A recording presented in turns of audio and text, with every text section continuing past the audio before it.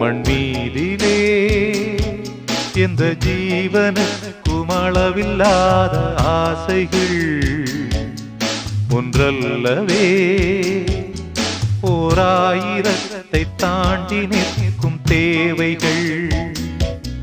மண்மீதிலே எந்த ஜீவனுக்கும் அளவில்லாத ஆசைகள் ஒன்றல்லவே ஓராயிரத்தை தாண்டி நிற்கும் தேவைகள். நினைத்தது நடப்பது எவன் வசம், அனைத்தையும் முடிப்பது அவன் வசம். தெய்வம் என்ற ஒன்றை நம்புங்கள், எல்லோருக்கும் நல்ல காலமுண்டு நேரமும்